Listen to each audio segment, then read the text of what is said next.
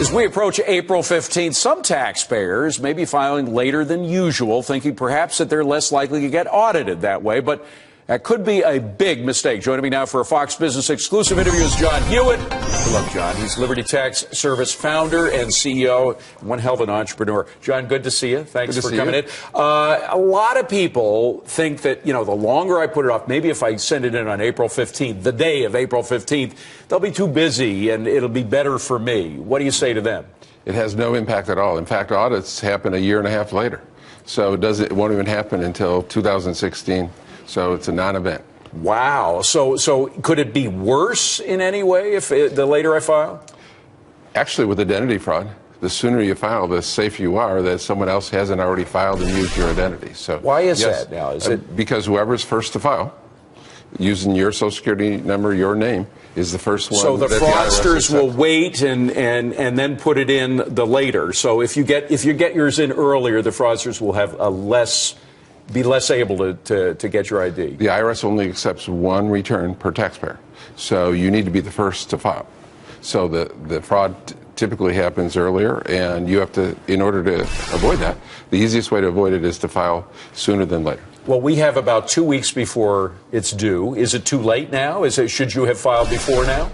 Yes, you should have filed earlier, but you still have several weeks, and over 50 million people haven't filed yet. So you're in a big crowd. The IRS has been going through a grind. Part of it is through no fault of their own. Part of it may be through fault of some individuals there. But as a result, they have less money than they used to have. Is that going to affect the amount of audits that they do? It is. We just met with the IRS commissioner last week, the industry. What did he say? He said, we're down 300 million. We're laying off tens of thousands of people, and we're not giving any money to administer Obamacare or immigration reform.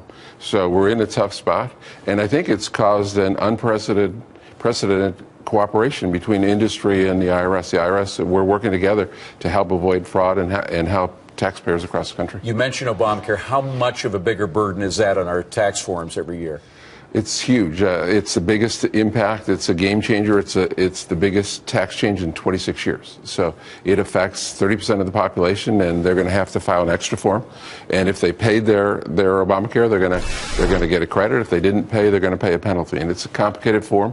It's going to drive people from doing their own return to assisted preparers like Liberty Tax. And it's particularly hard for small business people that don't have a lot of extra help usually with the taxes, right? It is. It's one of the most complicated things that's happened in my 46-year career in taxes. Really? Yes. Wow. Did they do something other than the stuff we know about? Did they perhaps do some things wrong? You've been looking at it long enough to know. I mean, in terms of for tax purposes. If there was anything wrong, it was in the bill that was passed, not in what the IRS has done. The IRS has done a great job at putting it on paper. Finally, the most overused expression and badly used expression in Washington is tax reform. Every time I hear tax reform, I get nervous that they're going to do something making it more complex.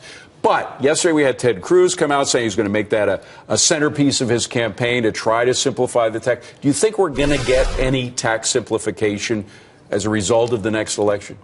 In my career, I've learned that there's three certainties in life: death, tax, and change. It seems like there's almost a fourth certainty that in every presidential election, one candidate or more will say, I'm going to simplify tax. But we have a real steps to simplification now in terms of the flat tax, going flatter. Maybe not a complete flat tax like Steve Forbes has advocated, but something close. Wouldn't that make things simpler?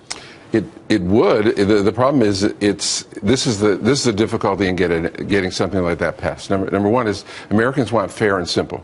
There's nothing that's both fair and simple. You can't have both fair and simple. Number two is that 30% of the Americans pay no tax. And if you have any simple system without exception, they are going to be taxed. Take the 30% lowest income earning Americans and say to them, you know what, it's time you get to pay your fair share. Right. It's tired of those rich people paying the taxes. You get to pay your fair share. How many of them are going to raise their hands and say, I can't wait to pay? Exactly. In any flat tax system, everyone has to pay. And so the poor people are going to be hurt the worst. John Hewitt, founder of Liberty Tax Service. Good to see you, John. Good to see you.